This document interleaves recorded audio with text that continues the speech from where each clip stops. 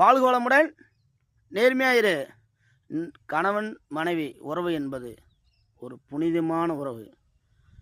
இன்னைக்கு ஒரு கணவன் மனைவி புதுசாக கல்யாணமாகி எப்படி ஆரம்பிச்சுட்டு இருக்காங்க தெரியுமா?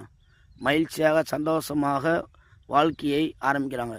ஆனால் எப்போது மூன்றாவது நபர் உள்ள நுழையிறானோ, மூன்றாவது நபர் எப்போ நுழையிறாங்களோ அப்போது அந்த குடும்பம் மகிழ்ச்சி கொஞ்சம் கொஞ்சமாக தொலைந்து குப்பையாக காட்சியளிக்கப்படுகிறது. இப்போ நெல்காட்டுக்கு தண்ணி வச்சாமல் கொஞ்சம் 10 நாளைக்கு போட்டுருவோம். என்ன செய்யும்? முதல்ல காயும், அப்போது விரிசல் அடையும்.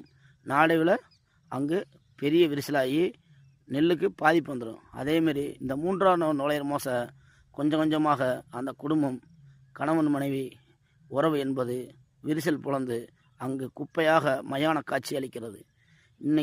என்றைக்குமே நம்ம இன்றைக்கி என்ன செய்கிறோமோ அது நாளைக்கு நமக்கு போடுற விதை தான். அதனால் எல்லோரும் எப்பயுமே அவங்க குடும்பத்தோடு சந்தோஷமாக வாழுங்க. எல்லோரும் மகிழ்ச்சியாகவும் நலமாக வாழலாம். நம்ம மேமட்டை தென்னை மரத்தில் மேமட்டை என்ன செய்யுமா? கீமட்டையை பார்த்து சிரிக்குமா? ஏன்டா கீழே விழுவ போகிறேன்டு. அதேமாரி கீமட்டை விழுந்தாலும் அதுக்கு உள்ள மேமட்டை எவ்வளோ நாளாக இருக்கும்? அதுக்கடுத்து அதுவும் கொஞ்ச நாள் கீழே விழுந்தானு.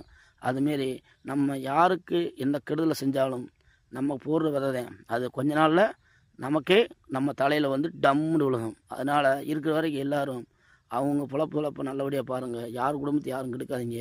இந்த உலகம் என்பது ஒரு பிரபஞ்சம், கண்ணாடி மாதிரி. நம்ம என்ன செய்கிறோமோ நாளை அது திரும்பி நமக்கே வரும்.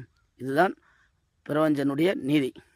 எல்லோரும் மகிழ்ச்சியாக வாழ மனிதத்துடன் வாழுங்கள். வாயுமே வெல்லும்.